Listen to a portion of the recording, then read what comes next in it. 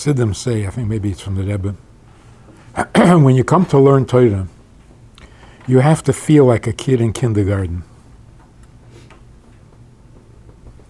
Because you're going to learn new things that are astonishing. When you come to learn Hasidus, you have to come with the attitude that you were just born. Because between birth and kindergarten, you develop certain opinions or perception of reality, and Hasidus is going to disagree with it. So even the most fundamental basics of human experience can be wrong. Particularly with the limitations of language. You want to understand? Let me explain this to you so that you'll really understand. How could the world come into existence when there is nothing but God and He is infinite? Good question. Answer is, He hides. He conceals Himself. Oh, now you understand. He does what? He conceals Himself. You know, hide and seek. Does this make any sense whatsoever? Where does He hide? Behind a rock? Where does He hide? No, he conceals Himself. Where? Behind what? Well, He doesn't really hide, because when you're talking, you're still, like Shimon was saying, you're choosing not to express certain things, but it's not like they're not there, it's just that they're not revealed. Okay, so He's not hiding behind something. It's contracting. Contracting from where to where? By omission. From where to where? We could hide the energy of something, right? In here, there's the same amount of energy, but it's concealed. By? You don't see. By the By cup. contraction. It's all within, right? Until you break something apart, you don't get the energy that's inside it. So where is it hiding? It's hiding here. Huh? In the atom. He's here, but we don't see Him because He's not telling us what to do. He's letting us choose what to do and then do it and see what happens after without any input from nobody telling us, oh, you did it wrong. Oh, Okay. we have other people do. So before we get to the to today's topic, just as an example of how we have to understand the limitations of our language, God hides. The word implies that you're either present or you're absent, right? It's like, how do I hide the glasses? Well, I just do this. See, now it's hidden. So no, it's not hidden. I just changed its location. When it's here, you see it. When it's there, you don't see it. So doesn't that mean hidden? I can't see it. You can't see it because of where you are. Come over here, you'll see it. But right now it's hidden from me. It's blocked from you. In other words, it is not hidden. It's not hiding. It's accessible. I just have to go around. Yeah, the location is the problem, not the glasses. So the glasses is not a hidden glasses. It's just not where you are. So here's the point. If I don't want to be seen, I got a huge pimple and I don't want to be seen, and I'm sitting in front of a group of people and I don't want you to see me. Too bad, you're going to see me. If I really can't afford to be seen, I have to leave the room. I have to be elsewhere, and then you can't see me. But if I am here, you will see me. Why is that? Or what does that show? It shows that I can control my location, I cannot control my visibility. So no matter how badly I want to be invisible, if I'm in the presence of another person, he's going to see me. I don't have control over my visibility. So if I don't want to be seen, I have to be elsewhere. To hide from you, I have to be in a place where you're not. Because if I am where you are, you're going to see me, even though I really don't want you to. We obviously can't say that about God. Of course, God can control his location. He can go anywhere he wants. But he doesn't have to go in order to not be seen. Because if he doesn't want to be seen, he's not. He controls his visibility, not only his location. In other words, God's presence is, to him, optional. I'll make myself present, I'll make myself unpresent. But I don't have to go anywhere. I just don't want you to see me, so you don't. But he's everywhere. Well, Rabbi President, Gordon on Yes, and- Tanya, Hashem is here, Hashem is there, Hashem is everywhere, more than once. Yeah, that whole song and everything. Right. Yeah. Isn't that the opposite? He is everywhere, and yet when he wants to be seen, he is. When he doesn't want to be seen, he's not. Isn't it where when we want to see him, we could see him? And when Yeah, well, don't we have want to- We don't. Yeah. well, It's on our part. presence and visibility is not the same thing. Huh? Presence and visibility is not the same thing. Exactly. So, That's why a human being can control his presence, but he can't control his visibility. So when Hashem is not present, doesn't mean because we can't see him, he's not present. That's what I'm saying. Right. Or say it the other way. If he doesn't want to be seen, he can stay right here. He doesn't have to be absent. So when you say tzimtzum, you don't mean he left and went someplace. He just said, you're not going to see me. Or you're going to see only this, you're going to see only that.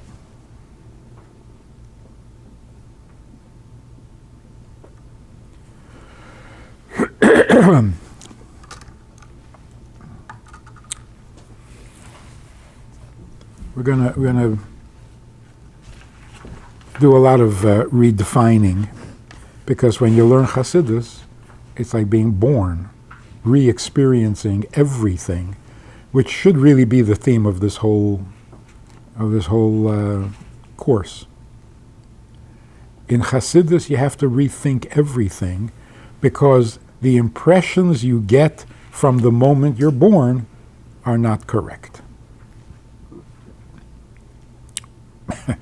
The first impression you get when you're born is that you're the only important thing in the world. I'm hungry, I'm tired, I'm uncomfortable. Not correct. You're not the only important thing in the world, and you have to outgrow that. The sooner the better. Some people never do. Huh? Some people never do. Never do, because it's such a convincing impression. I have to eat. Tomorrow. No, now. So the impressions we get just from being born are not the whole truth. And Hasidus addresses that.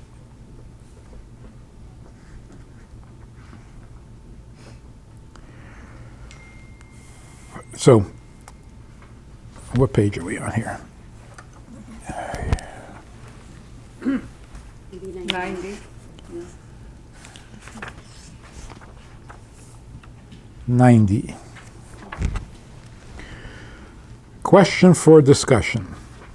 When you say the word God, what do you mean? It's really interesting. It is a mitzvah to believe that God exists. Can you say that again? It's a mitzvah to believe that God exists. I don't know what you're talking about. What exists? God. What's God? Oh, we can't know. So what are we supposed to do? You have to have a complete, total emunah shlema that God exists. Okay, I will. Just tell me what God is, and I'll believe in it. It, him, what? So you give me a word, and I'm supposed to know what that means?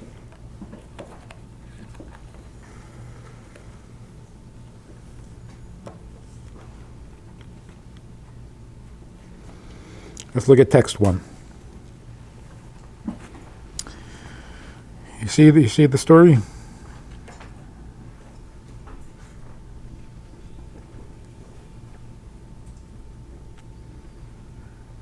If there's a sweater, then there's a weaver. No?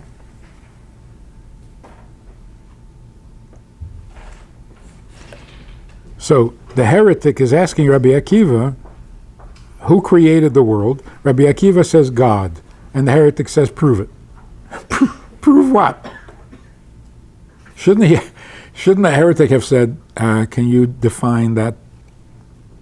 No, he obviously knew what God was. He just didn't have proof. What does the word God mean? And people do this all the time. You say, I believe in God. A person says, oh, prove it. Prove what? What does the word mean?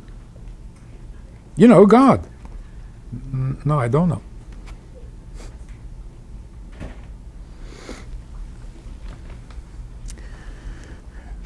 Rambam says the first mitzvah is to know that there's a God, that there's a what?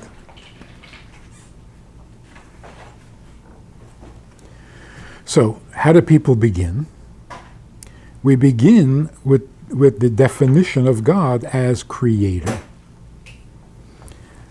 If there's a sweater, then there's a weaver. So what is God? A weaver. If there's an atom, somebody created the atom. So what is God? An atom maker. And you have to believe that there is an atom maker because, look, there are atoms. Which is completely logical. Scientifically logical. If something moved, then something caused it to move. If there's movement, then there is a mover. Come on, that's just plain logical. So, we've defined the word God as creator, mover, shaker, the cause. The problem with that is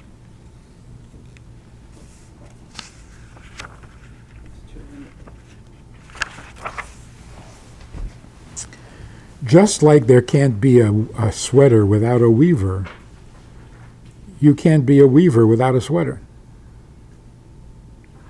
Right? If you don't weave, you're not a weaver. So we're actually defining God by the creation.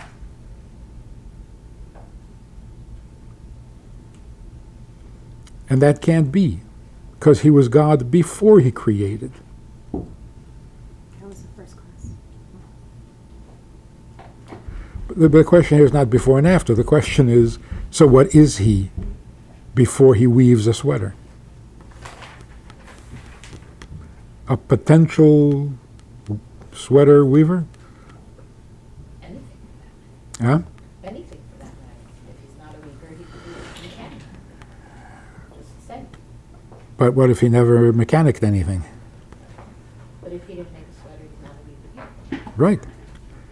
So, but that can't be the definition of God because it's like a catch-22. You can't have a sweater without a weaver. You can't have a weaver without a sweater. So how does it start?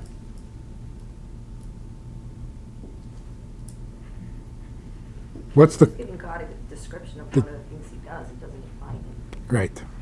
Exactly true. So it's like the chicken and the egg.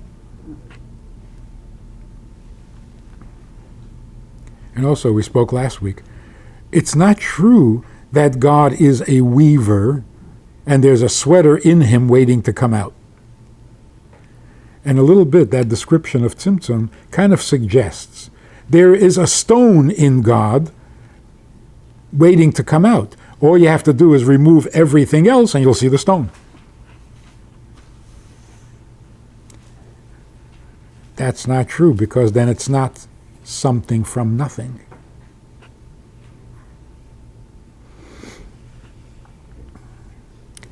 Here's another important principle. We talk about the conflict between infinite and finite. If God is infinite, where did a finite world come from? And it almost sets up like an antagonism. Finite is in conflict with infinite. Infinite is the Eberster, and he is holy, and he is great. And finite, that's klippa, that's concealment, that's denying the truth. What we're going to learn is that that is not the case. The fact that God can say one word and not the other 10 is not a concealment.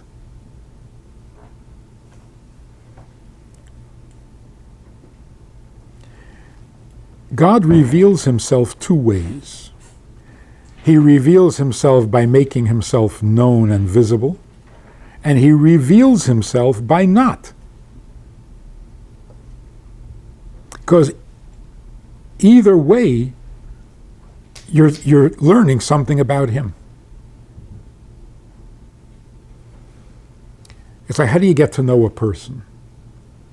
You get to see what he does, and you get to see what he doesn't do. If you don't know what he doesn't do, you don't know him.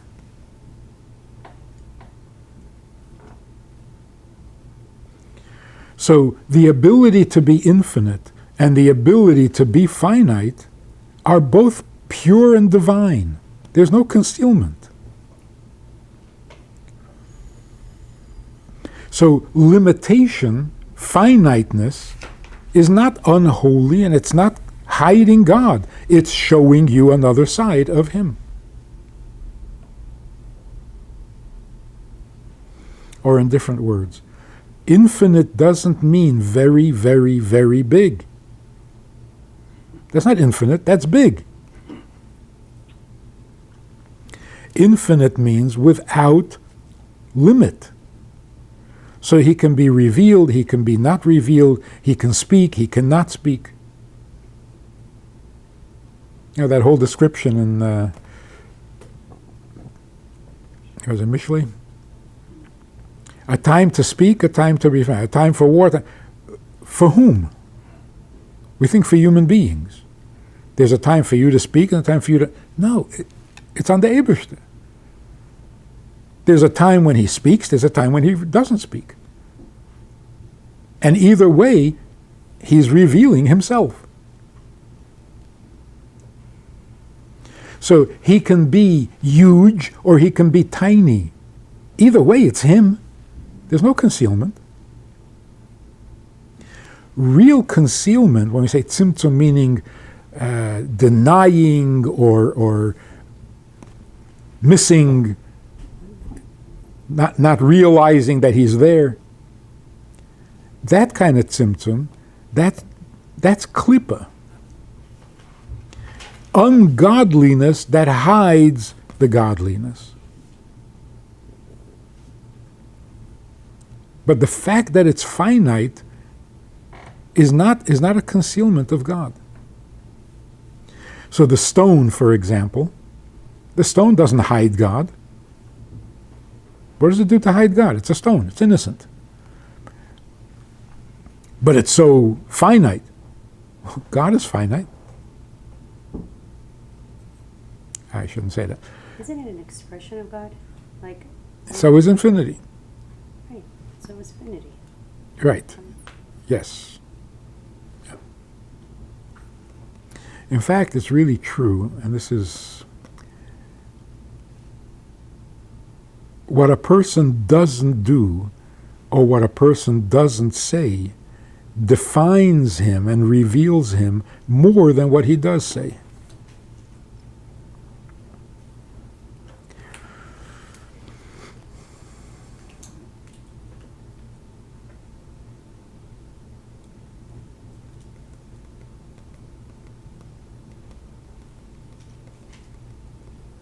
Is that because it brings out what it's the contrast?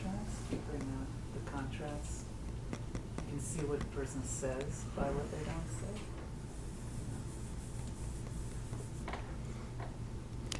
Any visible activity, any outward expression could be completely misleading.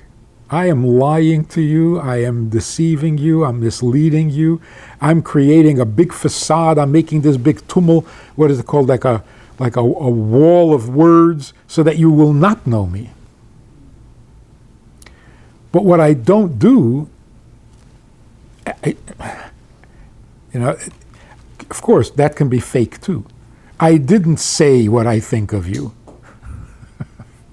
But what I think of you is really nasty, but you'll never know because I didn't say it. So if I don't criticize you, it means I agree with you? No. But there's less artificiality to it than when I talk and then create an impression. Whereas when I don't say anything, it may not mean what it immediately appears to mean. Like if I didn't disagree with you, that means I agree with you. Okay, maybe not, but that's about as far as it goes. There isn't much of a facade to hide behind. So what you don't do is a little more honest, or can be, more honest than what you do. So when we look at the world and it's finite, it tells us something more about the Eibishter than the big impressive things. And that's why the simple Jew, the Ish Poshet, is closer to the truth than the sophisticated.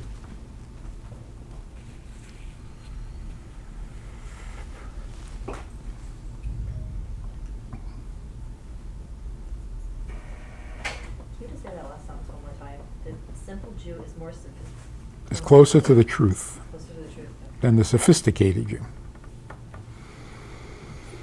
Why? I'm saying I know that there's a certain pureness to it, but why? Because they're putting too many details to things? The sophisticated. Yeah. Yeah. There's too many distractions. There's a little of this and a little of that. So who are you really? That's why I kind of feel like anything someone does or doesn't do doesn't define them. It's just an impression of them, because what does define someone? That's true. But of the two, whatever they do or don't do, of the two, which one is more authentic to the person?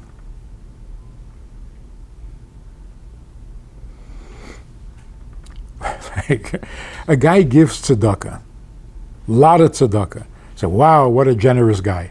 No, he's not a generous guy. He's just trying to make a good impression. But then there's a guy who doesn't give tzedakah because he's stingy. Yeah, he is. You see what I'm saying? That's real. So the guy who gives tzedakah gives the impression that he's generous, may not be. But the guy who's stingy, you know he's stingy. He doesn't give. What if he is generous? And doesn't give? No. Why is that? But that it could also be a true, like, it could be. It can, yes. But he's still giving, so that's generous. The act is generous. Yeah. But he's not a generous person. Huh? Who cares? Yeah. Yeah, the poor man who gets the tzedakah doesn't care. I guess I'm having a hard time seeing why that is more real or more defining versus the other one. I mean, there could be a reason for either one in both cases. So I don't see why one's non-actions would be more indicative of their truth. All right, so I think it's a Right, good you saw- concept, but you could understand more of something by that. What you saw in the clip.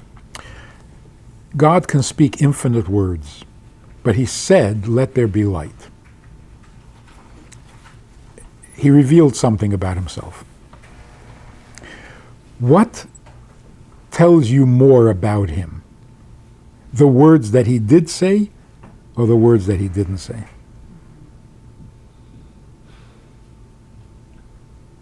What didn't he say? Huh? He said, let there be light, but what didn't he say? Let there be light. Everything else. I mean, how many things can you say at the same time? No. From the words he said, you get a certain impression. He's a light maker. He said, "Let there be light." Oh, he's into light. No. But the unexpressed part of him, that's really him. Chaos? No, Tohu, no, that was also created.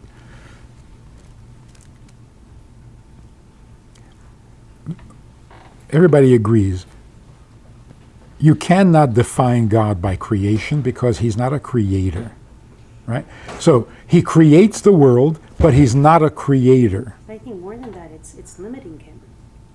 To call him a creator. To call him a creator Yes. is limiting him, and his creations are limiting him. If you just see him for what he created, Yeah. you don't see the magnitude of what he is. Okay, so again, he created the world, but he's not a creator. So which of those two tells you more about him?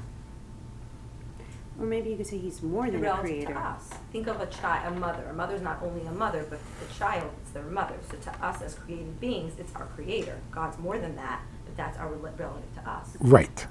Which means it's not really him. It's just our impression of him. Our So relationship. So which of the two is more him? The fact that he's not a creator. So what he didn't do tells you more than what he did.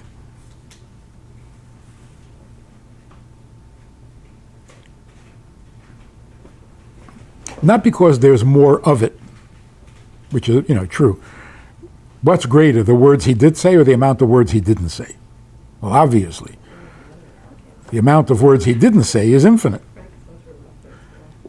But it's not the amount of words. The fact that he says and the fact that he sometimes doesn't say.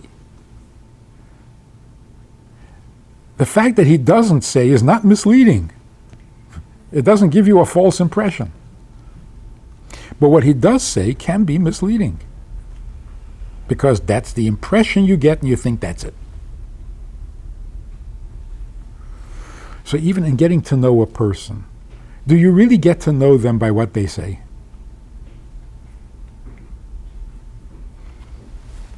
There's something very funny though over here about us saying the amount of words he didn't say, because these were the first words in creation.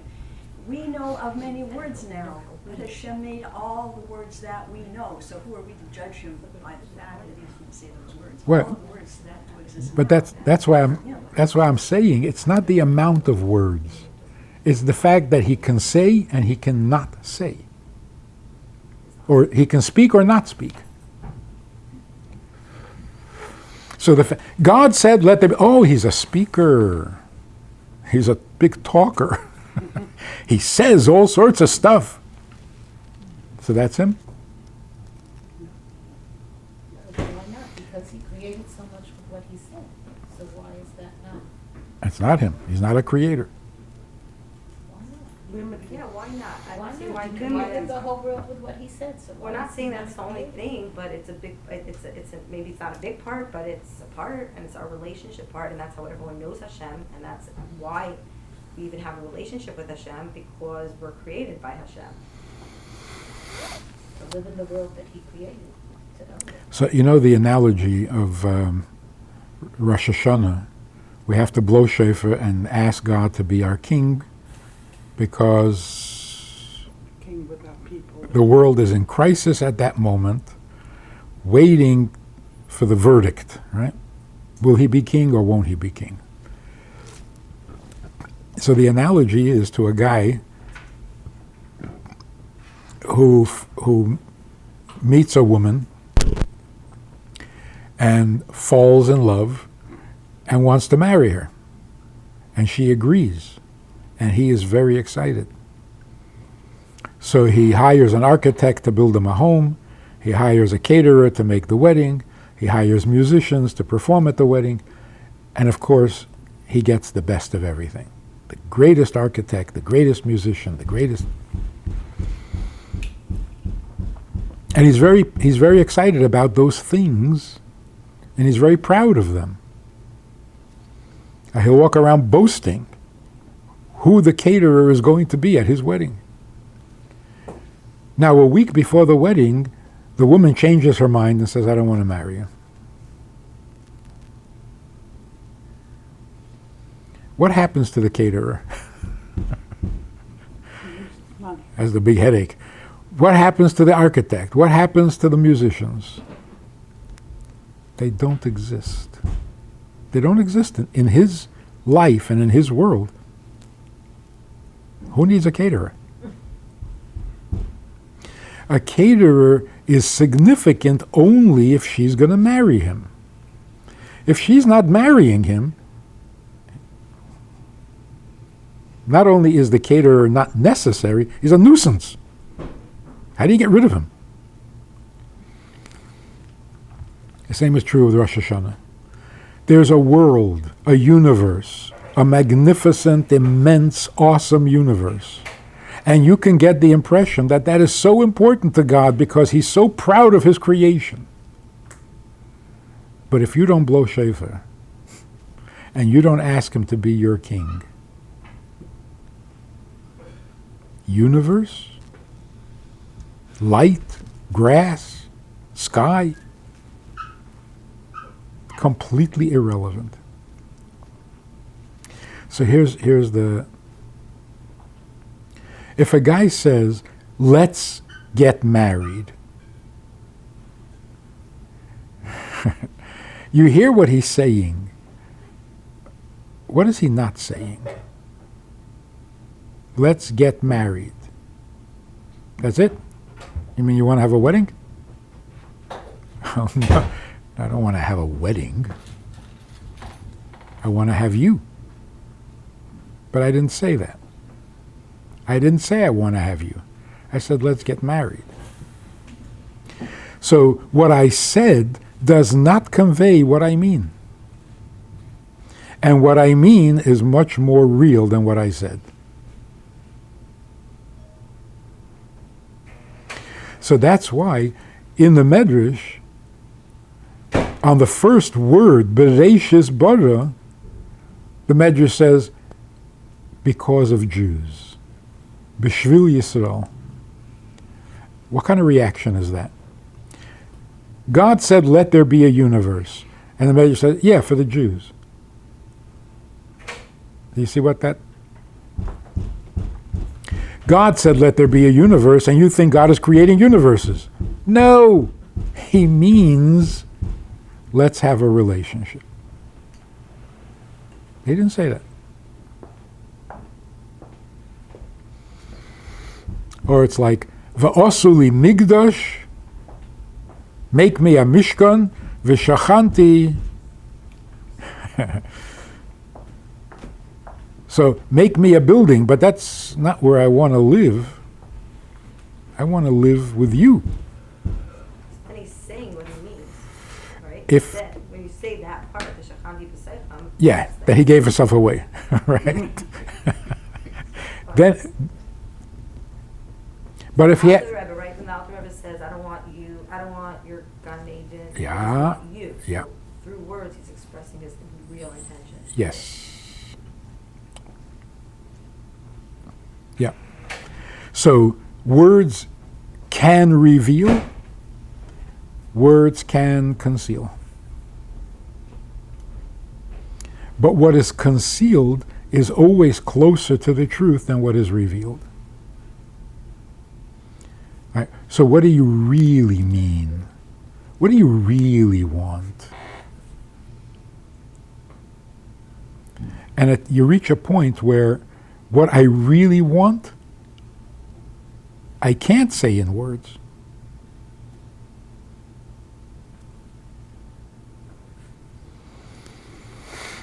And sometimes you need to use a hint or a suggestion, and it's better than explicit words, because the hint invites your imagination, whereas words kind of, yeah. That's all she said. That's all she wrote. Yeah, use your imagination a little bit. But if I give you a riddle, then of course you're going to use your imagination. You have to. So that's why sometimes the Torah talks in hints, which is the part of Torah that is called remez. Because some things can't be said in prose. Okay, let's go back to the text before we run out of time. So what is God? So the first thing is, text 2, according to the Ramban, the first mitzvah that we were commanded is to accept the sovereignty of heaven, meaning to believe that there's a God who creates all existences, bringing them forth out of absolute nothingness into whatever state of being they are in, and into whatever state of being he desires at any given time, which includes miracles. God himself said this to us at Mount Sinai, I am God, your God. So the first of the 10 commandments, Anochi Hashem Elikecha, what is the commandment? I am God. Nice to meet you. Where's the commandment? So what is commanded by those words? That you accept his sovereignty by believing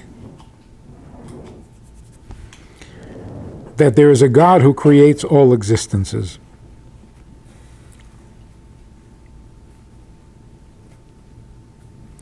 To put it in different words, there are too many concepts here.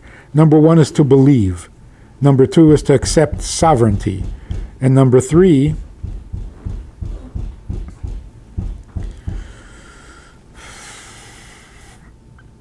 is to recognize that he is the creator of all things.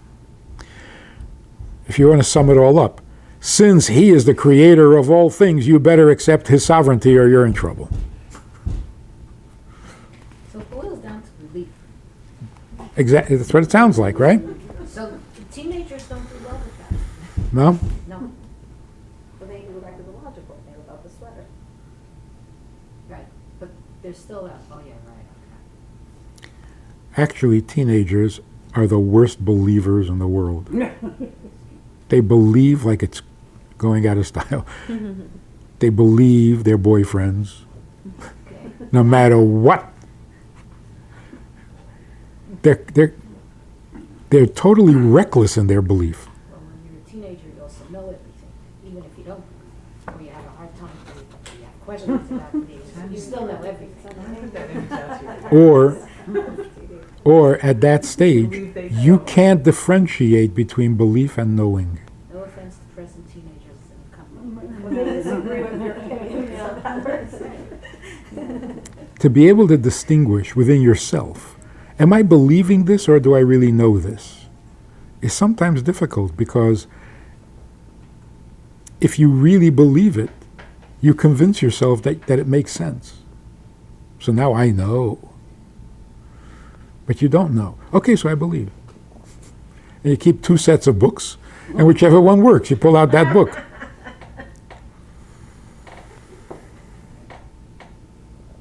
So far, what we're getting is 2 things, or actually 3 things. You have to believe he is the creator, and you better listen to him.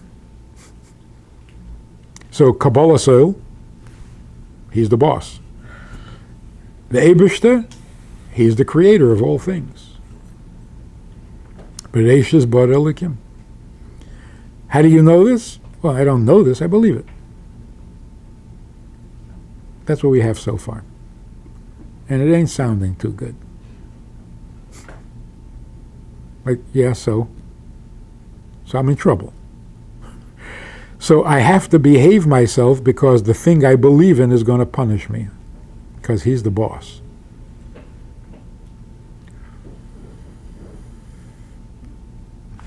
Well, isn't it like tshuva? I mean, I asked that last week too. You know, thing that's presented in front of us and we have to not respond or not speak or not. That's where we get the tshuva, is when we do things differently. Or we restrain ourselves. Isn't that's part of, that's tshuva, yeah? I mean, that's what I thought, like, when Hashem presents us with something that before we might have acted differently towards it because we weren't really aware or thoughtful of it. But after learning life's lessons, we realize that the same thing that comes around, we have to withdraw ourselves from it because we don't want to repeat the same mistake. That's true. You just added another ingredient to the puzzle. Tshuva. Tshuva, well, What is that? I don't know. That's why I Yeah. changed my whole life. Is that an act of faith, or is that a learning experience? You just learned something, or you just suddenly discovered your faith? What is it?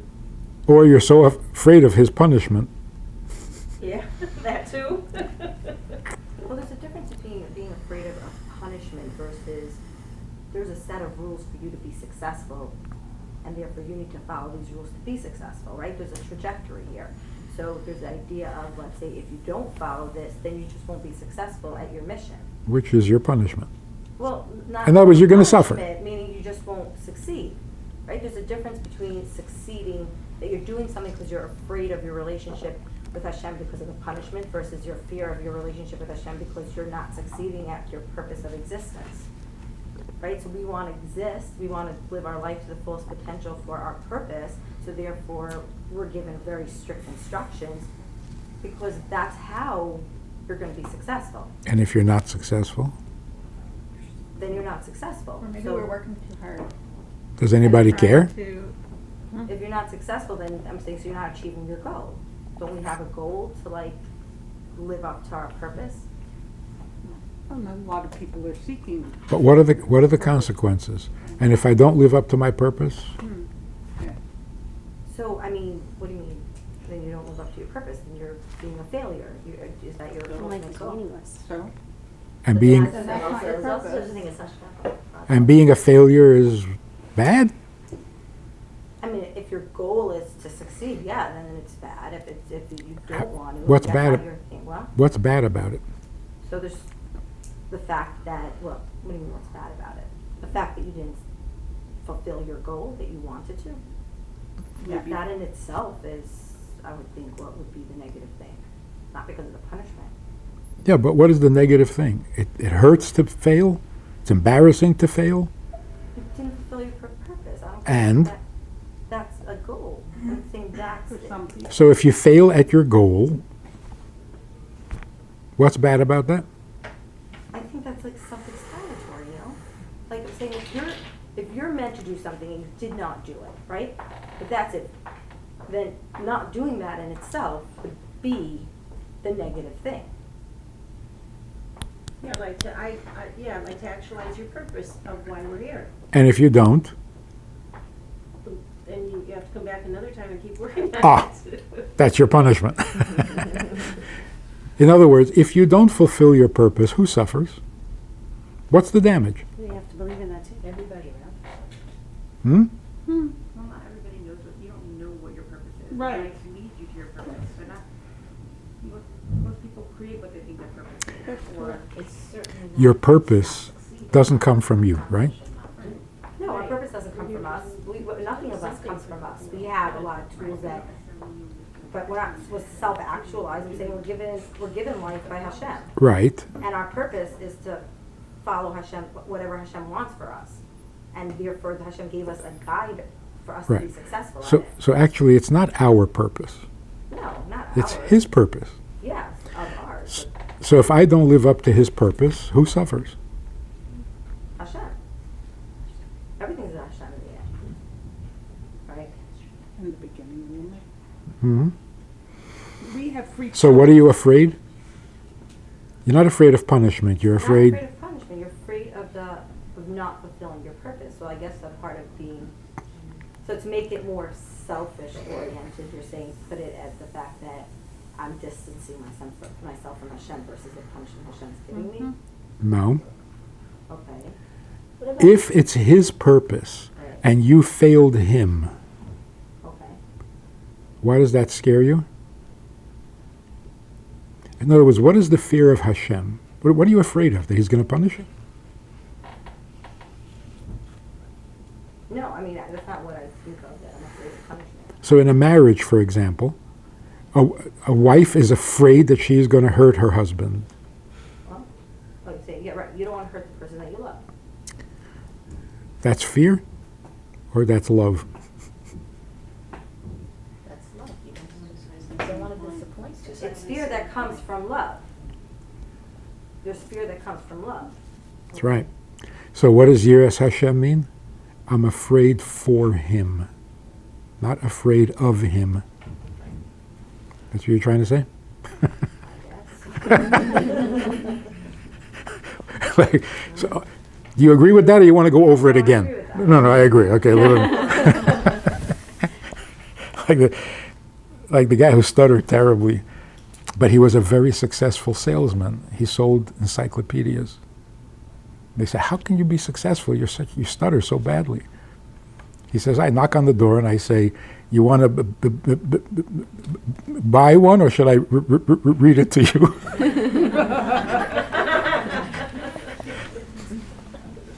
So you want to agree with me, or should we do this all over again? I agree.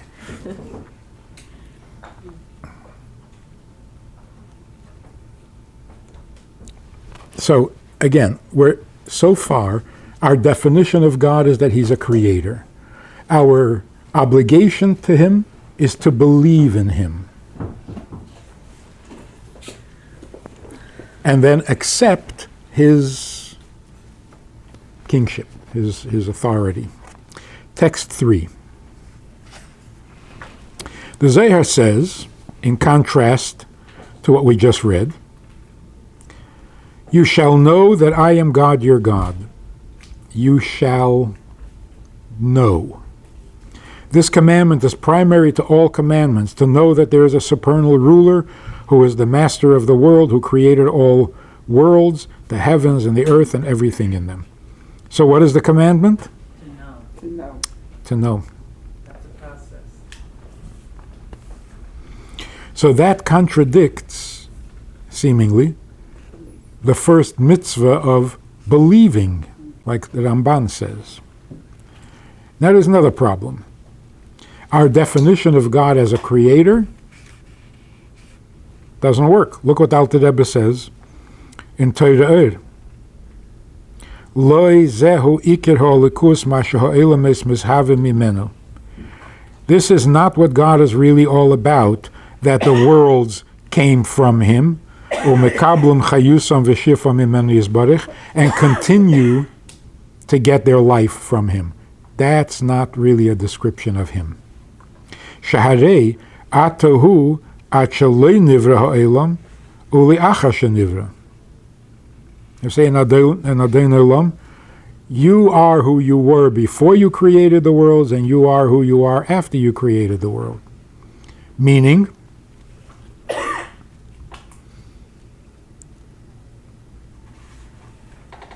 that before and after is b'shavim mamish.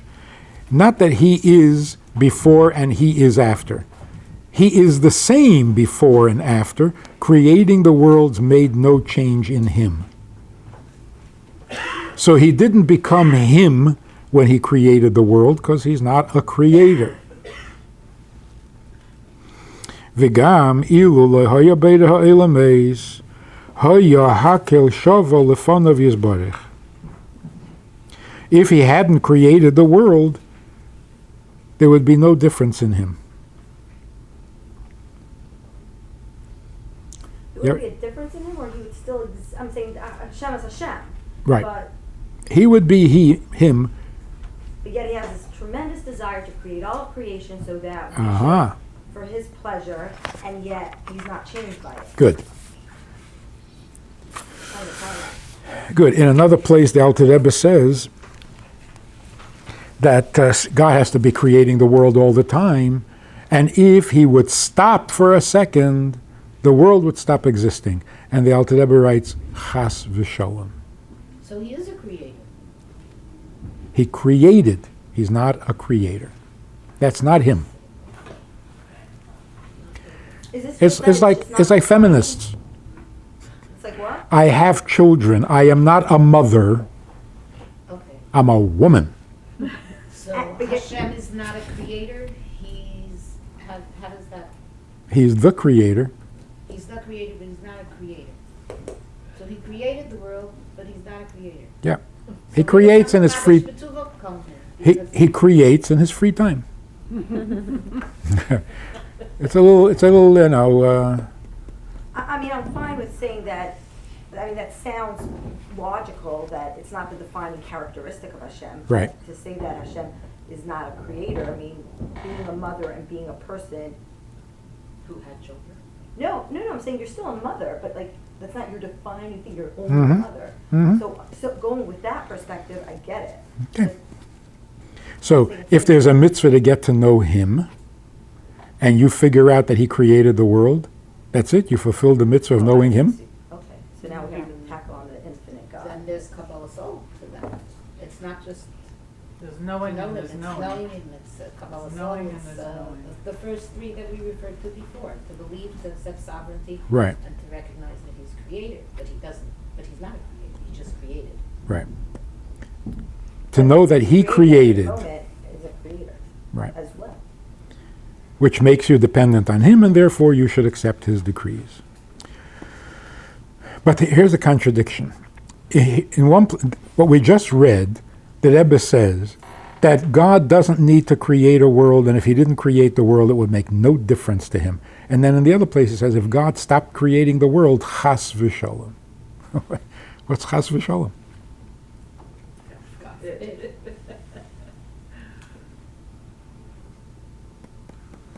If creating the world doesn't make a difference to him, so if he stopped creating, what's the chas v'sholem?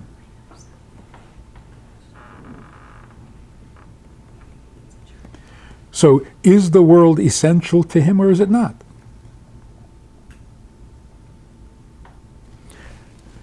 Okay, we're not going to finish this in time.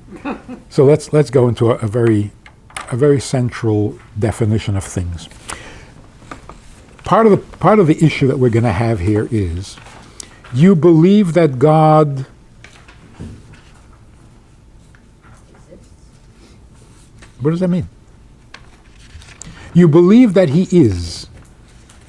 Is what? No. He is. What does that mean?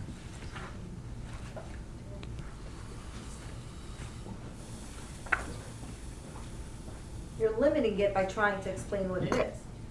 Yeah. So it can't be explained. No, you could explain something, but you're still not going to get to the core essence of what it is. You'll explain it. Because it lies in an inherent belief. It's just a belief. Which Let's is very powerful. We can't believe something until we've defined it. Because if you haven't defined it, what are you believing? You're saying, yeah, whatever. That's called belief. Then what? Now I know. Thanks for clearing that up. That's what it was. I believe in God, whatever that is. Not what it is. Well, that's why that's why we're learning what Hashem is, and that's why Okay. He explains us what Hashem is. Yeah. We understand all these multiple. So, in order to understand what Hashem is, can you tell me what it means that it is? So when you're talking physically, this is, what do you mean it is? What does it mean? It exists. What does that mean? It does what? Could see it. It holds it as a function. It has a It's a function. cup. Now I know. Right now it's a cup. Yeah, it is, but it's a cup. 10 years from now, it's not going to be a cup. That it's a cup And before it is a detail. was a tree. That it is a cup is a detail. What do you mean that it is? What is the opposite of is? Huh? Right. What's the opposite of cup? Plate. There's no opposite to cup. Not Right. one's that, yeah. But I'm saying a cup is not a plate. But what is the opposite of is? Isn't. So what makes this an is? It was designed and created to form that purpose and creation. This is the definition of a cup. So is that clear plastic? There's different kinds. That's Well, fine. it depends These are what cups. aspect of is you're So- talking about. so it's a Are you plastic talking cup, about the it's defining it. material or the function? Its shape and how it could hold. That's a liquid. function. That's a function. And it's just What what is- we were taught. We were taught that this is a cup. So it's defined by its Not- function? No, hold on, it's defined by its function? Can't be. It can be defined by its function. No, because I'm trying to define its being, its presence. How is it present? Don't tell me what it does. Well, it's present in its form of whatever that physical matter is that builds it into this shape. Okay, so you say, And its well, shape is very fundamental for it to be a cup. If the shape were down, it would yes, be a but cup. its shape is not fundamental to its existence. As a cup, yes, maybe not to the material. Yeah, but I'm not talking about the function of a cup. What does it mean that this is, I am? Takes up space? We can say it is because our senses can perceive it. It behaves like something that is. You can see it, you can hear it when you bang it on the table. If you would bite it, you would taste the paper and whatever. Not So- a book because it was made into a book, because it's a book. This is a cup because No, no. I'm not asking why this is a book. What does it mean that it is? That it exists. Yes.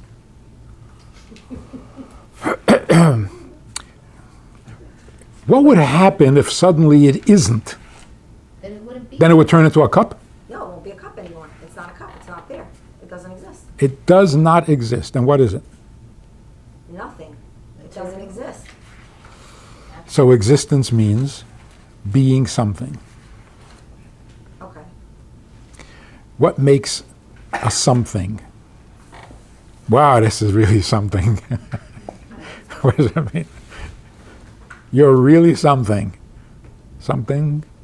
Yeah, not nothing. So again, in the physical, the word existing has a completely different meaning than in the spiritual.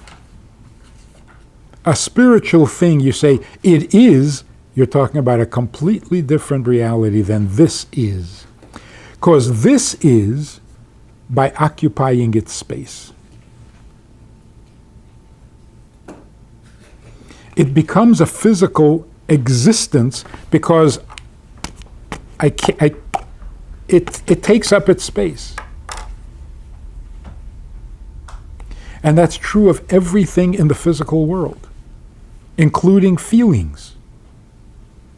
Feelings take up the space in your heart, and thoughts take up space in your brain. How do we know? Because you can't think two thoughts at the same time. Oh, you don't know women. Okay, you can't think two thoughts at the same time and remain sane. They take you away. So, to say God is not the same as saying this is. So when you say God exists, you mean he takes up space? No, he doesn't take up space. Then what makes him be?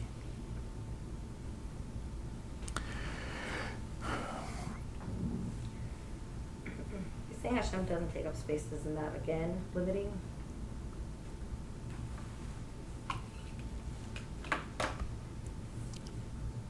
That's where we're headed. So, in the spiritual, not God, in the spiritual world, what does it mean it exists? There is the world of Atzilus. Oh, it takes up space? No. then what makes it exist?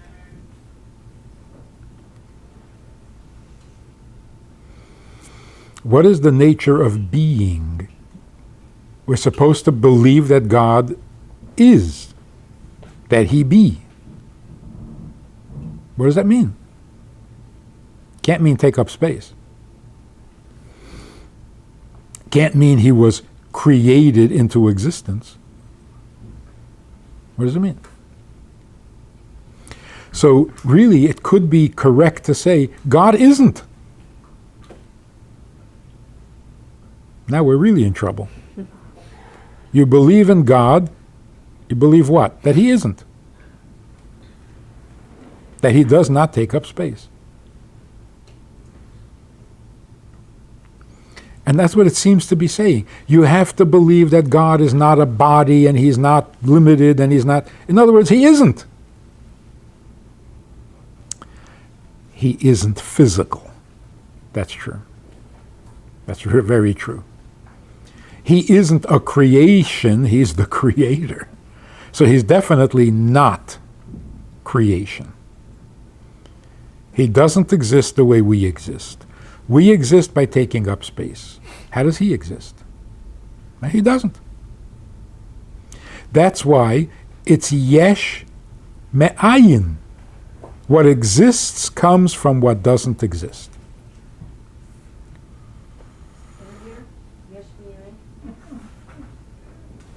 Is that in one of these? Yeah, somewhere. If it's not, it should be. Well,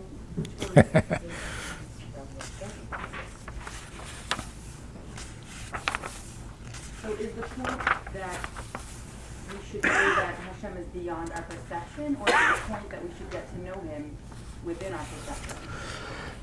Okay, so far what we know is that he is not the same as us. His existence is not our existence. Usually we know, we're told, his mind is not like your mind. His thoughts are not like your thoughts. But he exists like we exist. No. His existence is not like your existence. So does that mean we can't know him? Let's go to page...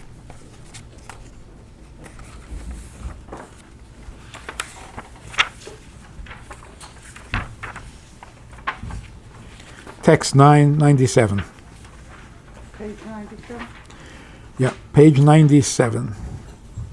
In the Sefer Ikrim, he writes concerning the knowledge of God, Ilu yedaitiv hoyisiv.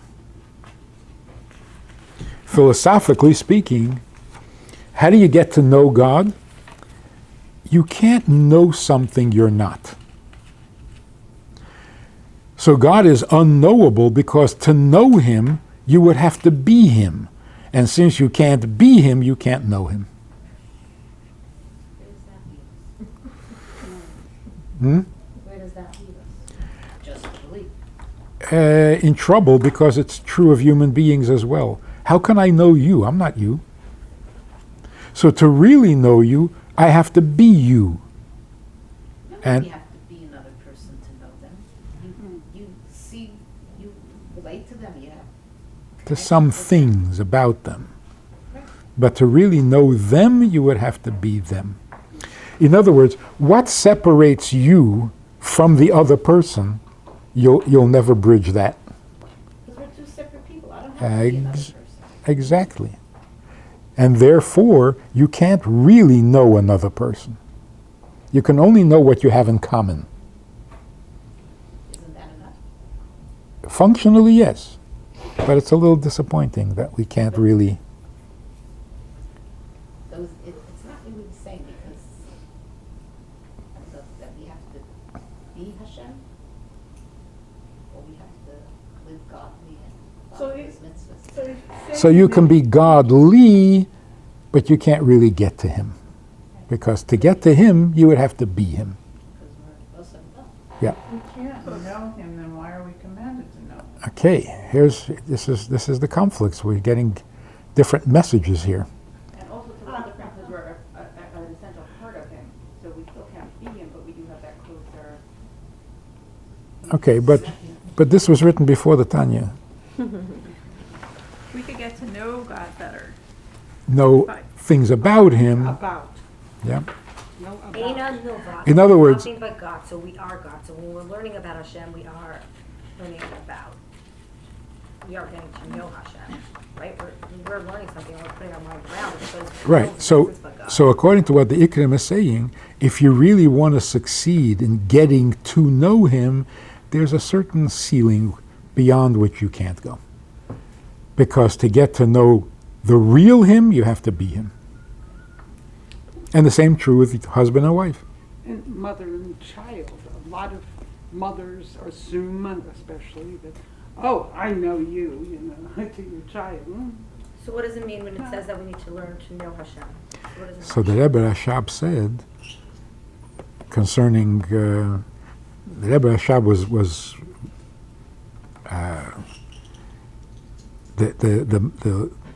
the way that he presented Chassidus was so thorough and so deep and people were saying, you really think you're going to get to know God? You can't get to know God. You have to be him. So the Rebbe Rashab said, how are you reading this? We can't get to know God because to know him is to be him. So be him. So be him.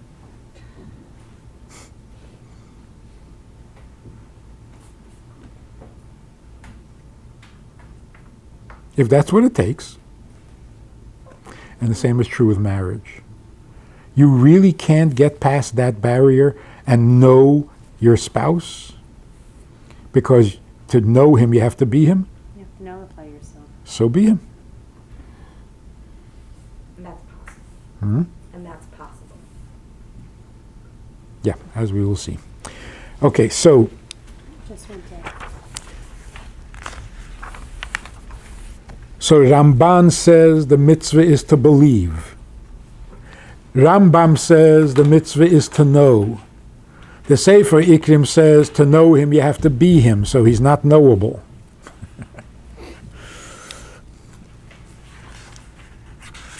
But don't we all have a piece of Hashem in us?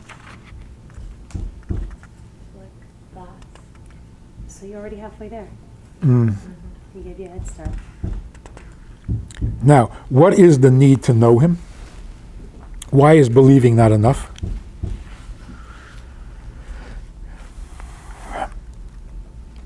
The knowing. Text 14, 103.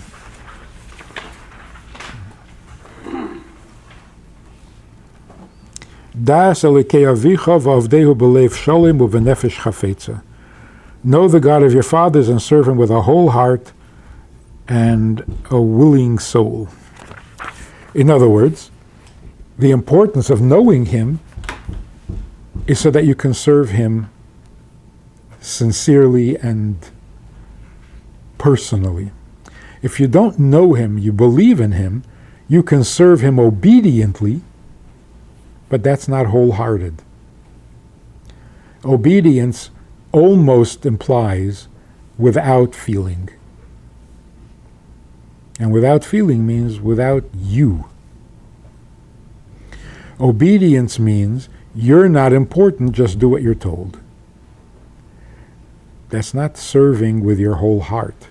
That's canceling your heart. Get to know God, and then you can serve him with your heart. If you don't know him, you can be obedient, but you can't really serve him. As the famous example, the nature of belief, by its text 11, the nature of belief, page 99, Ganva apum machtarta, the thief, when he starts digging his tunnel into your house to steal everything you have, before he enters the tunnel, Rachmona Kori, he calls out to God and davens for success in his theft. So what does this tell us? He believes in God. He believes in God, and he believes that you cannot succeed without God's help because God runs the world and nothing can happen without him. And yet he's stealing. So you could say to him, boy, you're such a hypocrite. You're actually asking God to help you do an Aveda? But it's not really hypocrisy. Because emunah is too distant from who you are to really affect your behavior.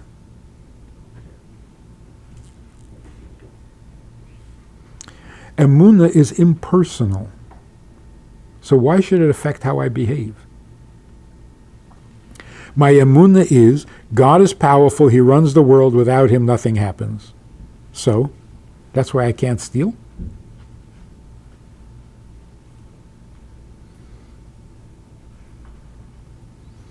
That's the problem with emunah.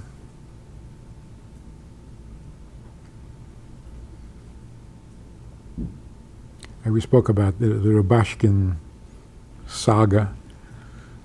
He was able to remain completely unaffected by the prison because of his emunah? No, emunah doesn't do that. His emunah is impersonal, which is the nature of emunah. And therefore, his emunah would have said to him, I don't have to be completely observant. God understands. God knows everything. He knows that I'm in trouble. So if I don't do the mitzvah, if I don't daven, if I don't, he'll understand. That's what his emunah would tell him. So obviously there was something else at work.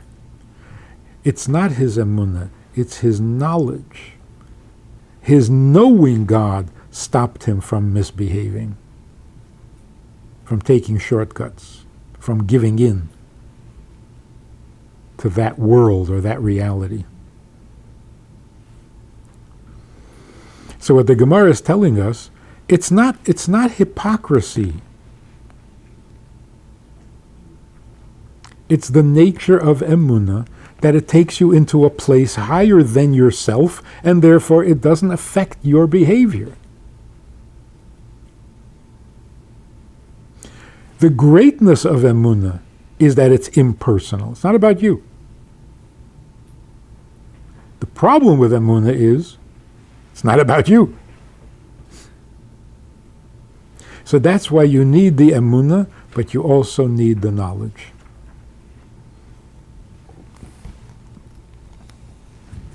So there's my God, and there's the God of my fathers. The God of my fathers is my emunah. I was told, this is the tradition, and I believe it. My God means the God that I know. And in order to serve him properly, I need to know so that it can affect my emotions. Emunah does not affect your emotions. Why? Why are the simple yidden closer then? Their emunah is what keeps them close. Like they don't, all the knowledge doesn't interfere with their service. And what makes them simple? That they don't complicate things. They don't complicate their emunah. Their emunah is in the Eibishter himself. Like, No, she's saying that because they're not even knowing God, right? It's I like don't, they're not learning to know God. Or maybe they are and we just don't understand the concept. That we think that emunah and knowing is two different things, or if you know then you're confused. That's what I'm trying to understand. When you talk about a simple yid who has emunah and they're so much more connected, does that mean that they don't know? Does it mean that they have a knowledge but it's not complicated? Yeah, but knowing and knowledge are two different things. but everybody has emunah. Yeah, but that's not knowledge. Rabashkin had the knowledge of everything he needed to do to be a good yid. He learned. These are the right things, these are the laws, these are the rules, this is the time, this is his knowledge. He knew how to hold on to that and how to teach others. That's different The from uniqueness, The- Knowing is on another level. Are we defining someone that's simple, that one that doesn't learn Hashem to know Hashem, but rather just takes it like a bosal, Anuda? And if that's the case, we're not defining it that as simple. What are we defining simple as? What makes the simple Jew unique? That he has emunah? Talmidei Chachamim don't have emunah? No, they do have, but the question is so is it making one simple the fact that they're not learning to understand Hashem? Is that what makes them simple? No, emunah is not a product of learning. And yet there's emunah and there's emunah pshuta. The simple Jew has a simple emunah. What does that mean?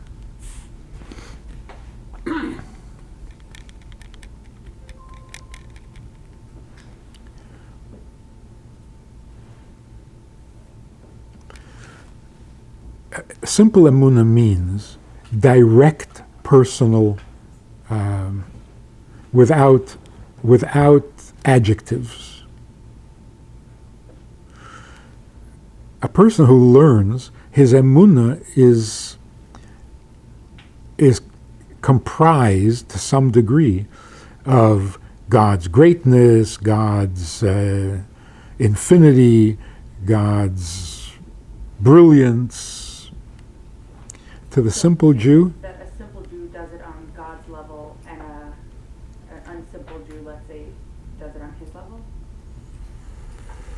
Has that connection? you could say it that way. Simple emunah means, what can I do for you? He cuts right through all the, what is God? Why does he? It's so just personal. But that's a gift. How does a person who's not a simple Jew, how does he get to that kind of direct, personal, what do you need? What do you want? Right, by getting to know him. You could get to know him, and learn him can also still be simple in your For the Talmud Chacham, if he learns to know the Eibishter properly, he will have emunah pshuta. He will become an ish poshet, which is what the Baal Shem Tov was. I don't know if the word despite all his learning or despite all, he was simple, like the Alter Rebbe. After all is said and done, I just want you. That's simple. Because simple means you are real. You. Not things about you, the fact that you created the whole world. So some people are blessed with it, and some people have to work for it, and that's what the avodah is, I guess. And in our generation, most of us need to get there through learning. And that's why Hasidus became available. Is Huh? that why we cultivate that, like a Baal Tshuva discovers that, but there's a whole big vast area they don't know, they don't have the knowledge, they don't know. Is that how you cultivate that? I mean, how do, when you realize that this is why we're here, but you weren't raised that way, and you didn't act that way? And You're much better off What? that you weren't raised that way. Because then you have a more thirst to try to, but Then you're not distracted by details and you go straight to him. how do you cultivate that? How do you? You're asking me? Yeah, I'm asking you because you're the one, in my opinion, you're the wisest person in the room. But you're the Baal Tshuva. I know. You but tell me. You're my mashpia. I mean, I became from through you, and I look to you. Stop blaming me for everything. All Now you have a responsibility. right, now I'm in trouble. Just because, I mean, are we just supposed to learn halacha and things like that? Or how do we cultivate? You learn halacha to know how to serve him. But how do you get to know him? Hasidus. Hasidus. Or what we're doing right now. So let's do it. Okay, so We're going to get a little bit distracted. What does it mean to exist? The physical definition is to take up space. In other words, to be exclusive. One thought doesn't allow another thought because every thought is exclusive. It excludes everything else from its space, which is kind of nasty. That one cup will not allow another cup. One book on the shelf doesn't allow another book on the Well, shelf. that's what happens when a person gets married. They say to the exclusion of all others. That's The why you're my witnesses. wife. No. Oh, right, that's what the witnesses, Right, right. yeah. Right. But I'm saying, but like, you understand that? Yes. Okay. Yeah. So, living in the world of space gives us a definition for existence. If you are an existing being in the world of time and space, you have to take up time, you use up time and take up space. That gives you your existence. And that's why everything exists in exactly the same way. This is, and this is. They all take up space. What is the function? Well, this functions as a cup, this functions as a table, and that functions as a recorder. That's why that's a cup and that's a table. Right. But they all is the same way. But you can't use that definition for things that are not part of space. So spiritual things have to exist by some other property, some other definition. Let's try this. When God created the world, He worked with a plan, with a design. That's the Chabad of creation. Actual creation begins with Chesed. Sunday was Chesed, Monday was Gvura, right? That's actual creation. But the design for creation, that's Chachma Bina Das. So in God's Chachma, the design that He chose in creating the world is a principle called yes and no, positive and negative. When God imagined creating a physical world, He made the rule that when something is, it does exist, it is an existence, then it is not a non-existence. If it's a non-existence, then it doesn't exist. Yes and no. To be or not to be. So when God thought, let me create a world. What kind of a world? A world in which things either are or they're not.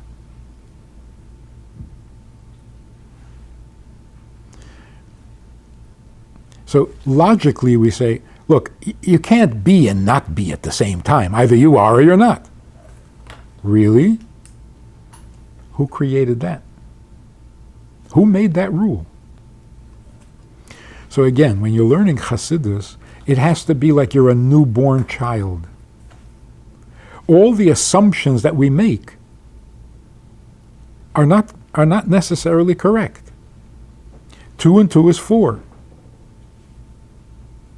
Why? Because that's how God decided. If God had decided that 2 and 2 was 5, it would be 5. So that doesn't make sense. It doesn't make sense that 2 and 2 is 4. It just happens to be that way, and we're used to it. So you can't be and not be at the same time. That's a contradiction. A contradiction? Where did that come from? The first principle with which God created the world is that there are contradictions. Either yes or no, you can't be both. What about Him? He can be both. Why not? Huh? He's the boss. He can do whatever he wants. He is not victim of His own design. I'm going to create a world. Either it will be or it won't be. Uh-oh, now I'm going to have to... No. He doesn't have to live by that law. He created it. So does God exist or doesn't he exist? Hmm? He exists. He does, he created it. To exist means either you are or you're not. Is that true? Is that true of him? No. Either he is or he isn't? Who put that limit on him? Look, either you're going to be... Oh, it's our human What are you, mind that dictating the thinks rules that to him? way. Yeah, but there's physical, and then there's things we don't see on another level. And yet they Energy. exist. Exactly. How do they I learned exist? that from you. The word exactly? How do they exist? Because they're not. If you're not nothing, then you're something. If you're something, you're not nothing. Not is yes, but Exactly. But what if you can't But- see it? Doesn't matter. It still exists. Yeah. You see energy. No, I'm saying. So, again, Just want some if the rule of creation, very heavy stuff. if the rule of creation is you can't be and not be at the same time, then it can't be the rule for the creator. Only a creation can either be or not be. Whereas the creator, he can be, he can not be, he can both be and not be. Why not? In other words, these logical restrictions that we have in our brains don't apply to him, That's because as logical as they are. so to be means take up space. In the physical. In the spiritual, it means you are rather than not.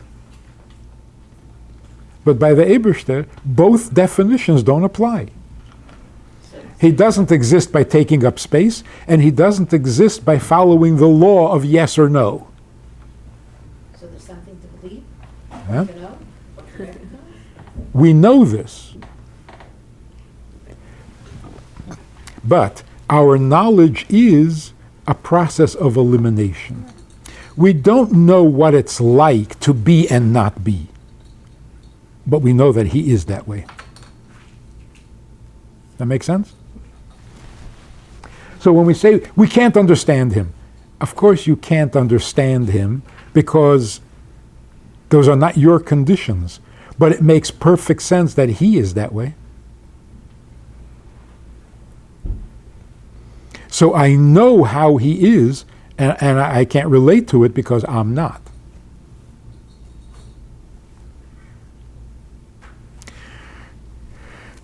So getting down to practical. You can't say about God, he can't. How could he be finite when he's infinite? Are you talking about God? You're making rules that he has to follow? Come on, either you are or you're not. There's no such rule.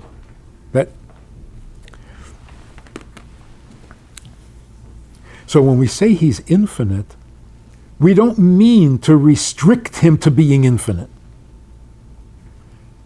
Infinite means all things possible. All things. He can be and not be. He can be completely present and absolutely absent. Oh no, you can't. You can't? You're talking about God. So the rules of nature don't apply to him any more than nature applies to him. So he is not a physical body. He is not the principles of a physical body.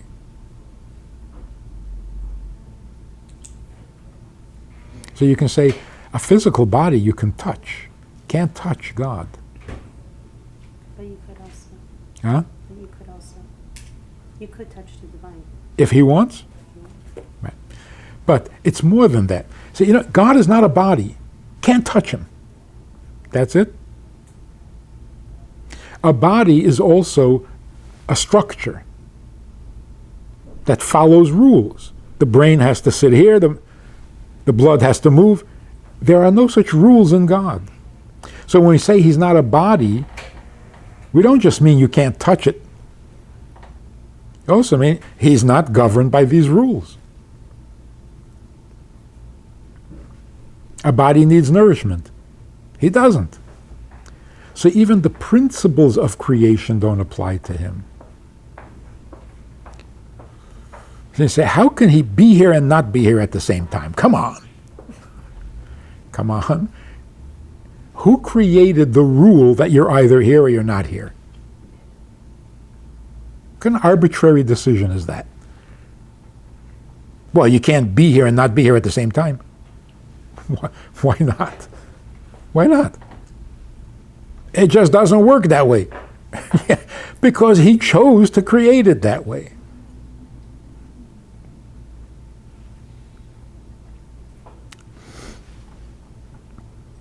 So now the question really is, if he can be or not be, then why is he? So you can say, because he's God, so he is and he isn't. That's just him. Torah comes along and says, no, he can be and he cannot be, but he prefers being.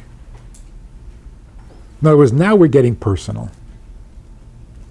As far as his abilities, he can be, he cannot be, it makes no difference. If he didn't create the world, it would not change him at all. But he doesn't like that. So now you're attributing personality to an infinite being. Infinite in all ways. So when we say God can be or not be, does that tell you what he wants, what he likes? No. It's just telling you how he be.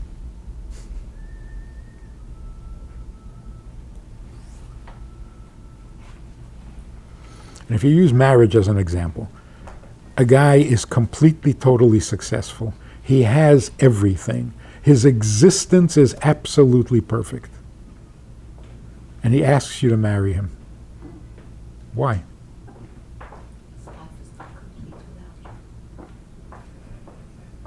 Why?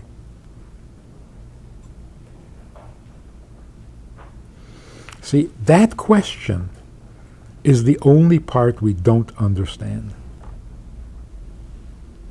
Why? We understand you are perfect, you're omnipotent, you're all-powerful, all-knowing, you're infinite, you always were, you always will be, and no rules apply to you. You can be and not be whatever. But you want.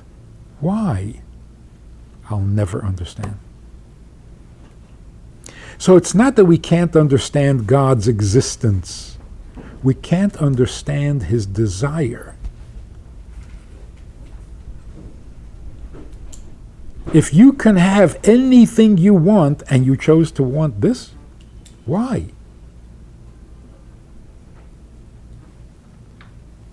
Don't know. That's the mystery of God. And that's why you have emunah and you have yediyah. You know everything about God's being. There's no mystery there. For that you don't need emunah. Emunah applies to when he says, I want you. This we don't understand. Why don't we understand? See, even for not understanding, there has to be a logical explanation. Oh, this we can't know. Why? Oh, we just don't know. But you're saying you can't know. What rule says you can't know? Here's the beauty of it. If you were to ask the Eibishter, why did you choose us? What would he say? We wouldn't understand. Why?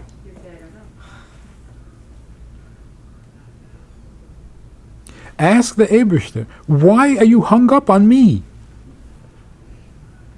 What would he say? I don't know.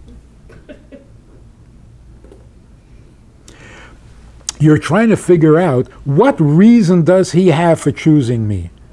Ask him, he'll tell you. I don't have a reason.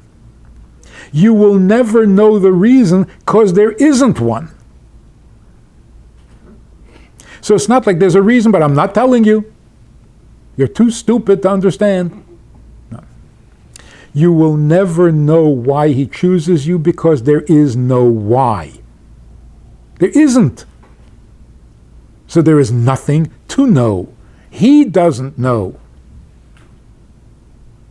Because his choosing us came before he created knowledge. Before whose knowledge? Any knowledge. The existence of knowledge came in Chachma, and his choosing us is in Tainug. Where did Torah come in?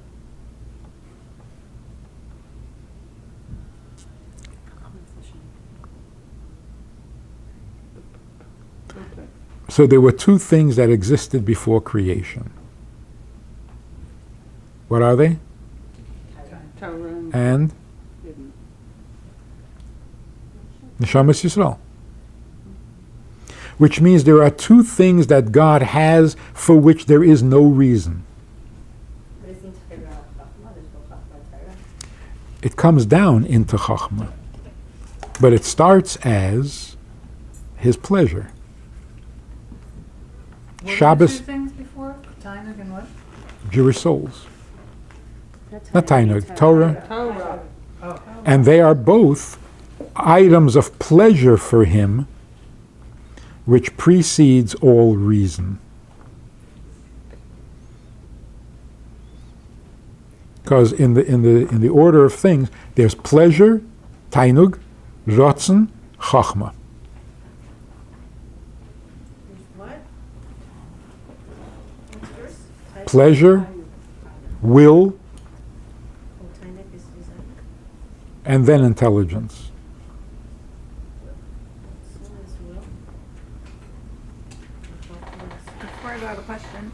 Is that why the Alter Rebbe says, Chas v'shalom, that Hashem should choose to stop choosing us? Thank you. So I'm talking on it. Okay. Now I have to go. Thank you. Then we wouldn't be here. It's getting deeper. Well, no, then Hashem would stop choosing us, and the world would stop existing. Is that- No. or- If okay. the world would stop existing, that means he no longer needs us, and that's Chas v'shalom. Right, but that's chas v'shalom because On Hashem, no. on Hashem or on us? No, on Hashem. Meaning, could Hashem On the stop- relationship. But is it possible, just like Hashem is not tied to yes or no, is it possible to not need us? Of course. He never needed us. No. He wants us, not needs us. No, I'm talking about, yeah, I'm talking about the level of pleasure. Thank you. He needs us for the pleasure. He needs us I don't know. for a reason, which is pleasure. For his pleasure. For his tainuk, he needs us. Yeah, but at the same time, why can't Tainuk change?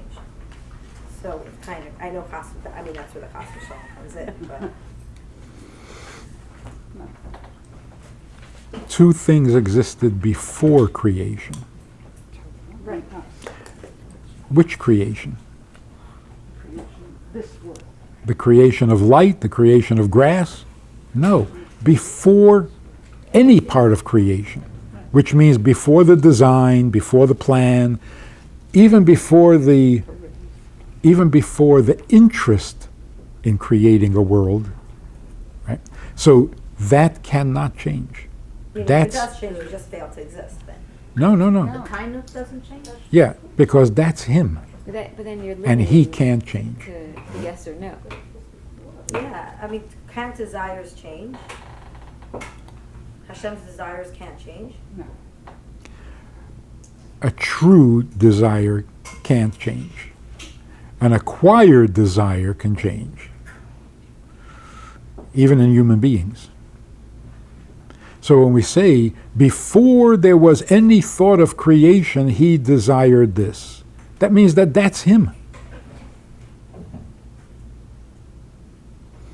So what do we know about him? The most original, primordial, first fact of him. But he has time. That he created the world? No. That he's infinite? No. No. That he hides himself? No. The first thing we know is he wants you.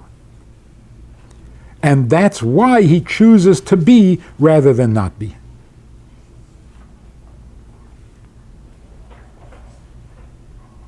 Because he could be or not be. But he can't choose to not want you. No. Or not need you. No. That he can't choose. No, he can't not be him. And that's not a limit. That means he's real. So why even say Chas Hashem? It's not even a possibility. That's right. It's not like, oh, it's about to happen. It's like perish the thought. Well, what does Chas Hashem actually mean? Chas, Shalom means peace. What's Chas mean? Have pity. Pity? Like spare me. Like, How does he desire the Jewish soul? That is him or that is not him? Like, what is that desire he has for the Jews?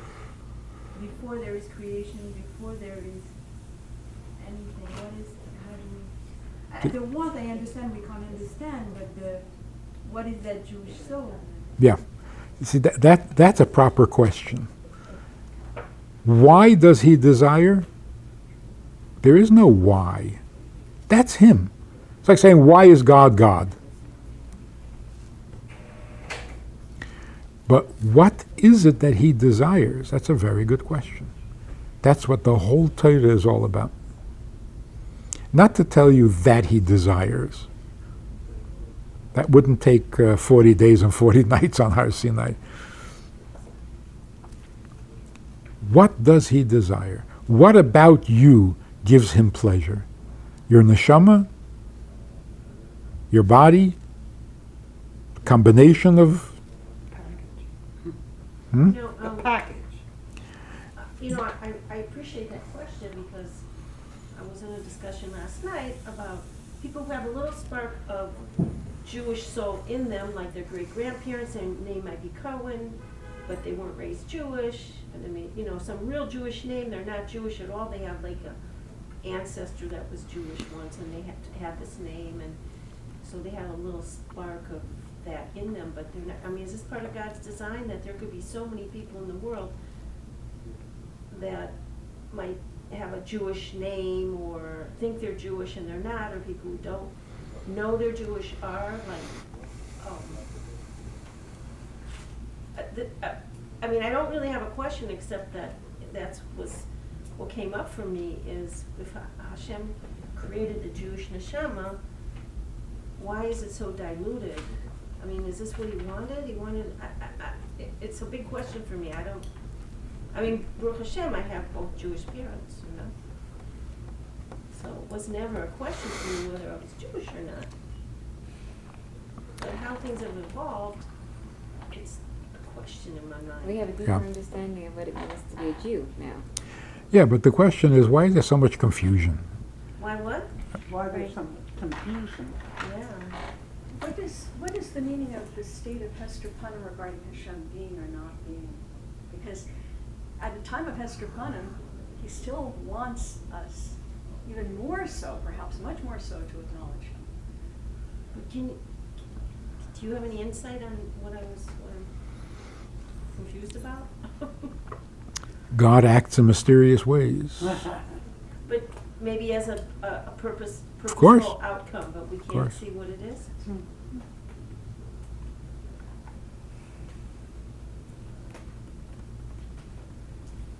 That's why I love the thing about Hester Punim, because it's a very, what, in Yiddish, a schwere Sache, to see that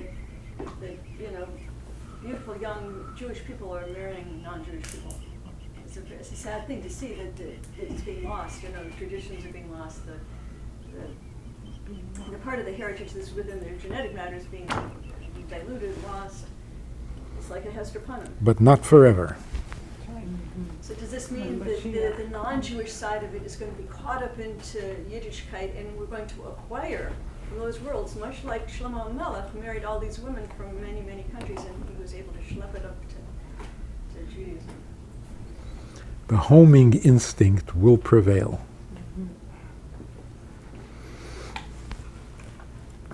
But again, the conclusion of it all is, and this is really something you got to get to understand properly. God doesn't have to be. He chooses to be. Why does he choose to be? So that he can have a relationship with us. With his creation. Because that he's not choosing.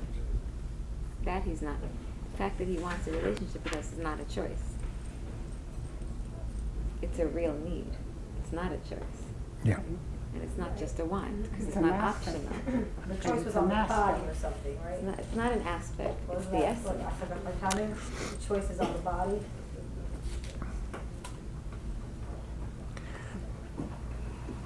But the choice is in. But I think we spoke about this last week.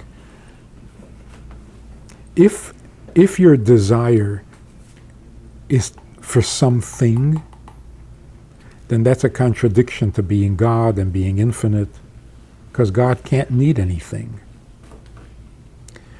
In other words, you can't add more being to his being.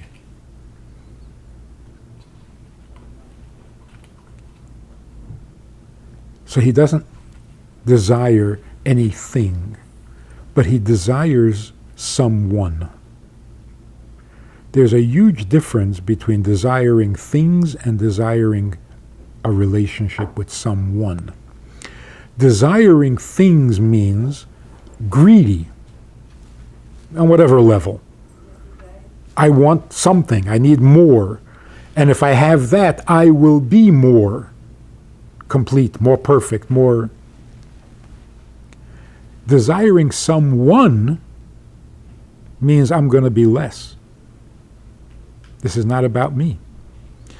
To bring someone into my life, I immediately have to make room for somebody else.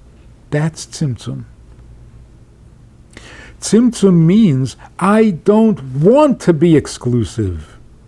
I don't want to be alone. That's a tzimtzum. The feeling that I am not enough.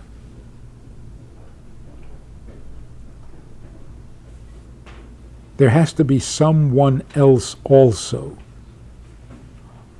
That's tzimtzum. And that, by definition, is vulnerability. What makes a person vulnerable? Talked about this last week? No? Oh, it was in Kansas. Okay. Does vulnerable mean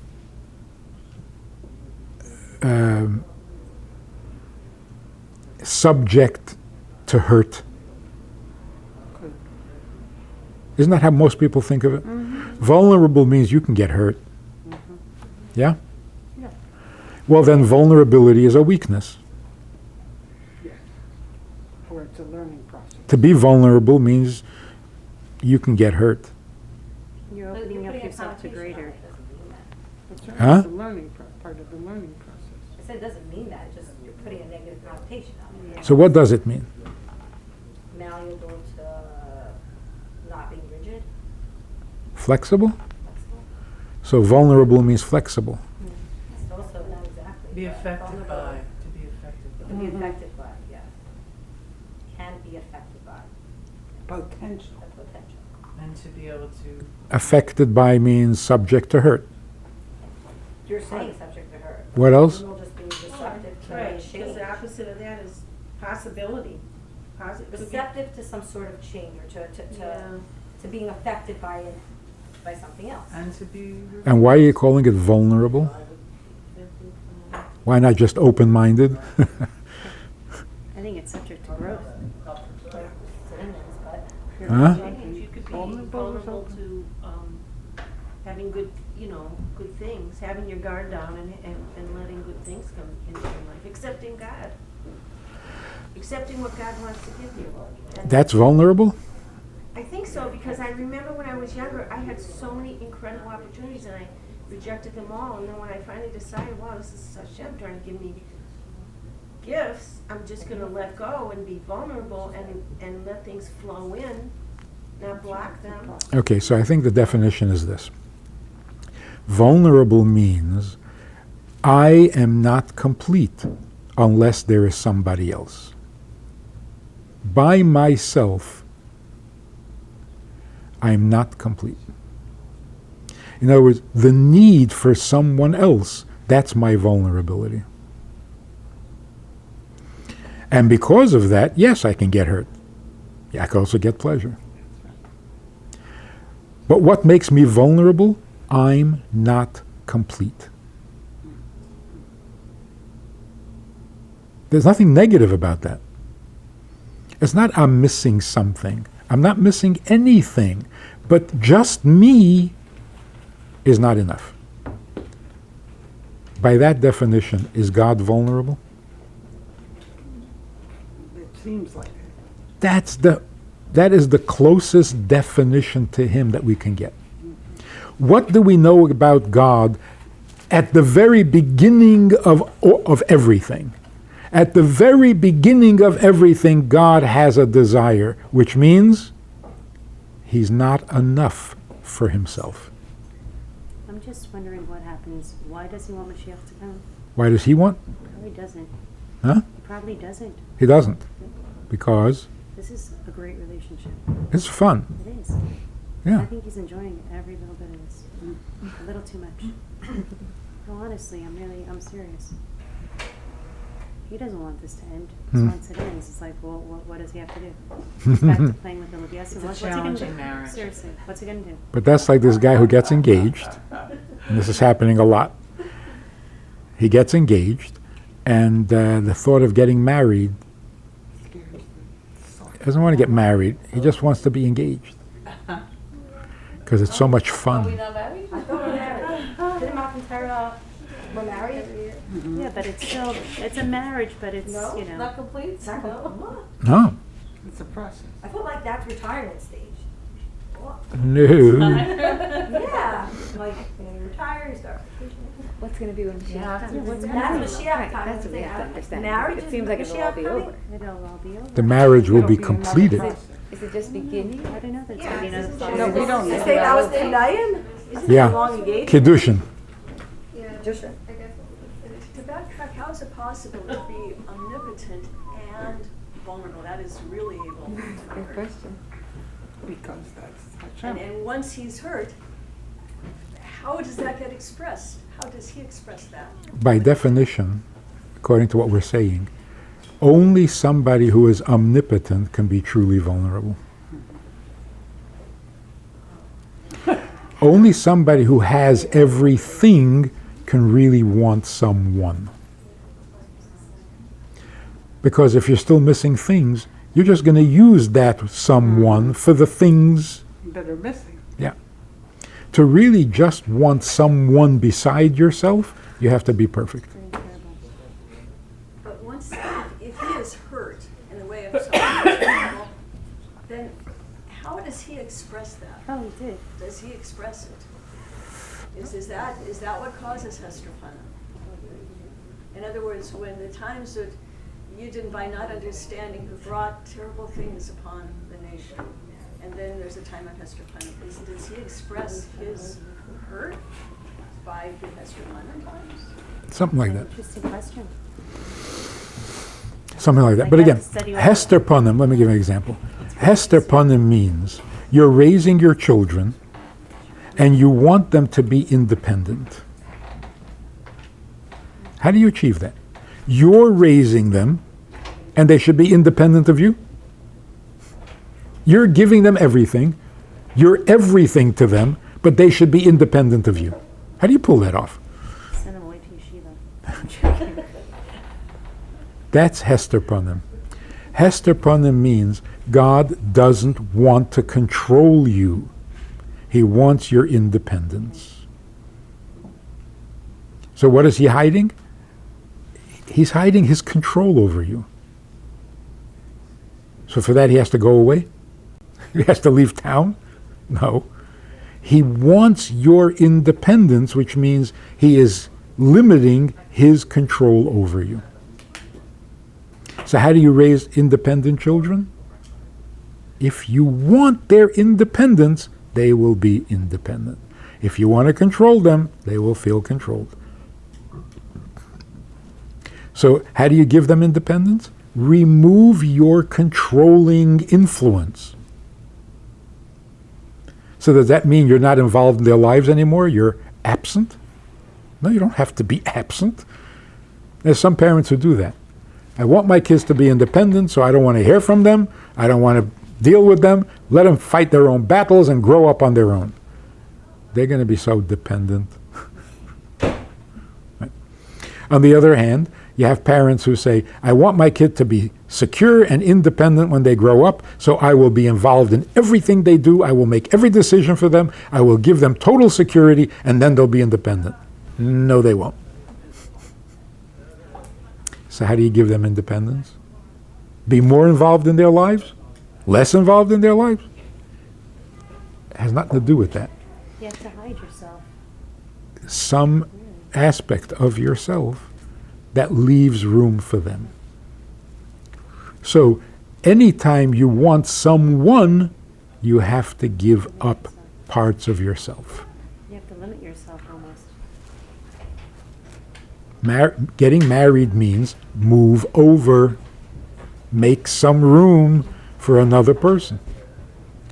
So the Eibishter creates the world at a price to himself. So he doesn't, like I said, so what's going to happen when Mashiach comes? Why?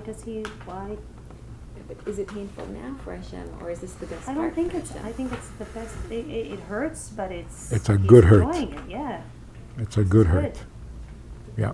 Is it possible that we're in a Hesterpunum right now? That, it's said that in every generation there is someone who is Mashiach. It's just that if the whole nation of Israel were worthy, that person could, without harm to himself, stand up and assert himself, and not assert himself, but reveal himself. This Hesterpunum is because we can't. Not everybody is willing to reach to Hashem to their max. It's not that he's putting it off. Is this possible? I'm sure it's mutual. I'm sure it's mutual. But when the Rebbe kept saying, Kolu kol akitzim, time, he's saying from the Eibishter's perspective, So you know what he was hoping that we would respond appropriately. And that's why he got really upset, because nobody was responding the way you're supposed. So if you hear the Eibishter is waiting, he can't stand Golus anymore, and your reaction is, no, it's okay. That is so frustrating. So it's got to be mutual. It's interesting that you said that the Rebbe was speaking on behalf of the Eibishter, that he was ready for it, that he wanted it. So many times you've seen, we've read about efforts that were taken by tzaddikim. If only they were able to do this, Mashiach would come. If they were able to get to this land, Mashiach would have come. If they met up with that person, Mashiach. Hashem didn't want. Straight up, he didn't want. He wasn't ready for it. Now he's ready? Now he's desperate. What does it mean, ready? He said desperate. Right, but it means he's desperate He's ready for us, to show himself to the world. which means to show how much he wants us To complete the marriage.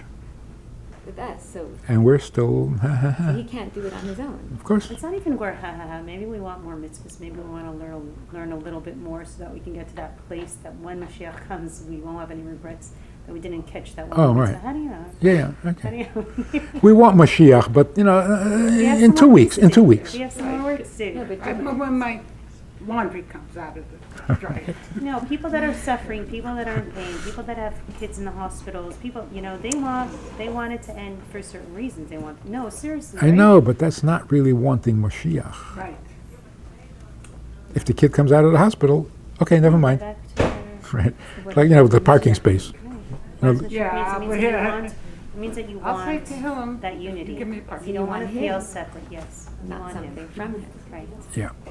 So And that's why in the terrible, terrible times, certainly they wanted Mashiach more than we. No? Yeah, but he didn't come just because he wants. Because they didn't really want Mashiach. No. They wanted a solution to their problem. So it was like, please send Mashiach. Or make Stalin die. Either one will be good. Take away the pain. Or send Mashiach. So what does Hashem have to gain from having Mashiach? He's back to what it was in the beginning. He just had this. He just had No. the ride of. It's not going back to the beginning, because in the beginning there was just him. In the end there has to be us, not just him. That's marriage. So at the end of days, there's us as well as him. Is that what you're saying? Yeah. In the end of days, he's no longer Yochid, he is Echad. What? Could you repeat that, please? In the beginning, he was exclusive. He doesn't want that. In the end, it's going to be a total oneness, not exclusiveness. A unity. So, Of the whole world, of all the people? Bayom hahu yihiyeh Hashem echad u'shmoi echad. He was echad before also, but he was Yachid before. right. So why did He was create echad to the all this exclusion. chaos? There was In nothing between, else. Why did he create all this chaos in between? Was That's this a very good question. That's where the Taina comes in. so we can It's the choose fun. him. We have to be separate. So he's in no hurry. Well, I guess that's chaos why is does like he what's exist? under The the- physical part. the It'll chaos be is us. I shining don't know right how much now. physicality there's Oh, going to be. yeah. Why? No, I don't think so. So you know, We're going to be He doesn't need the physical, but physical. you know the He doesn't need Medrash, the physical So for him anymore. to do.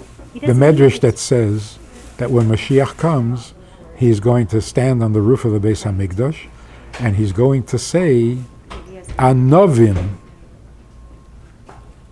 humble ones, the time of Geula has come.